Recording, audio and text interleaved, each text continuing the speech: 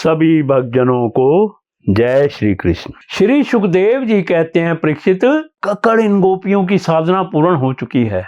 भगवान ने अगली रात्रियों में उनके साथ विहार करने का प्रेम संकल्प कर लिया है।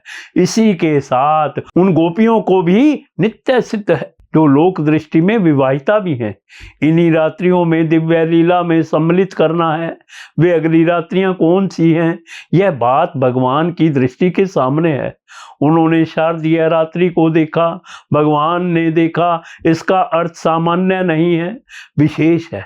जैसे सृष्टि के प्रारंभ में सा एकशत एकोकहम बहुश्यामा, भगवान के इस इक्षण से जगत की उत्पत्ति होती है, वैसे ही रास के प्रारंभ में भगवान के प्रेम विक्षण से शरत काल की दिव्य रात्रियों की सृष्टि होती है। मल्लिका, पुष्प, चंद्रिका आदि समस्त उद्दीपन सामग्री भगवान के द्वारा विकसित है, अर्थात लौकिक नहीं, अलौकिक अप्राकृतिक है। गोपियों ने अपना मन श्री कृष्ण के मन में मिला दिया था।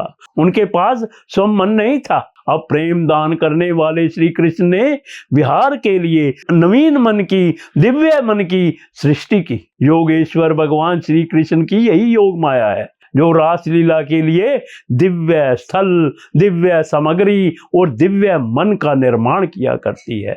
इतना होने पर भगवान की बांसुरी बजती है। भगवान की बांसुरी जड़ को चेतन, चेतन को जड़, चल को अचल और अचल को चल, विक्षिप्ति को समाधिस्थ और समाधिस्थ को विक्षिप्त बनाती रहती है। भगवान का प्रेम दान प्राप्त करके गोपियां निष्कंकल्प निश्चित होकर घर के काम में लगी हुई थी।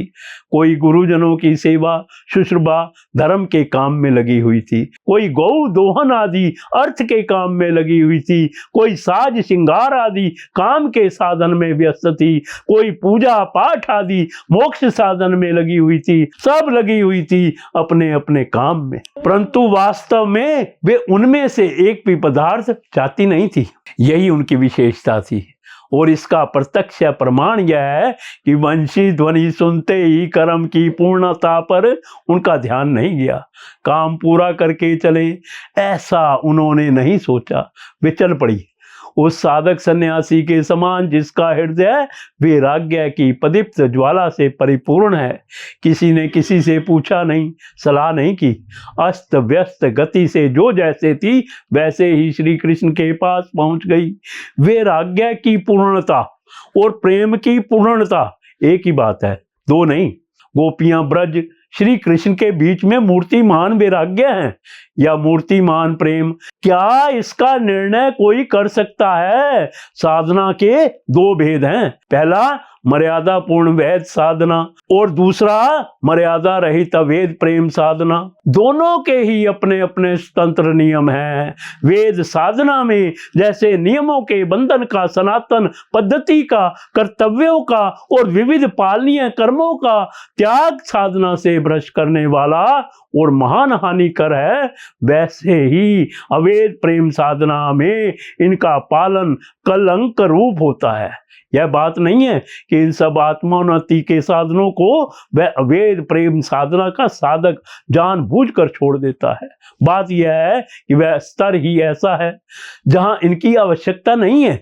ये वहां अपने आप वैसे ही छूट जाते हैं जैसे नदी के पार पहुंच जाने पर स्वाभाविक ही नौका की सवारी छूट जाती है। जमीन पर ना तो नौका पर बैठकर चलने का प्रश्न उठता है और ना ऐसा चाहने या करने वाला बुद्धिमान ही माना जाता है।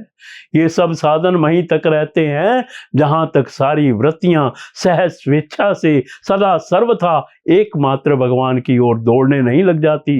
इसीलिए भगवान ने गीता में एक जगह तो अर्जुन से कहा है, ना मैं प्रातस्ति कर्तव्यम त्रिशुम लोकेश किंचम नाना वाप्तम मवापत्यम वर्णम कर्मणि यदि है नम नावर्त्यम जातु कर्मण्यम तृणतिम मम वर्णानो मर्तन तम मनुष्या प्रातः सर्वथा उत्सिदे यूरमे लोके न कुर्या करम चेदम संकरस्यम च कर्ता श्यामोपहानमेमं प्रजासक्ता कर्मण्यम विद्वांसो कुर्याव्रति द्वास्तम था सक्तम शिष्की श्लोकंस ग्रहम यथा कुर्वन्ति भारत अर्जुनम।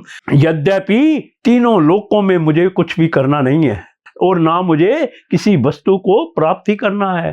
जो मुझे ना प्राप्त हो तो भी मैं कर्म करता ही हूँ।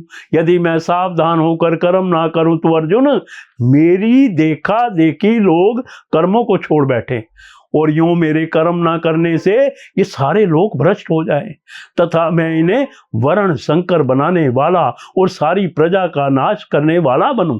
इसीलिए मेरे इस आदर्श के अनुसार अनासक्ति ज्ञानी पुरुष को भी लोक संग्रह के लिए वैसे ही कर्म करना चाहिए जैसे कर्म में आसक्त अज्ञानी लोग करते हैं।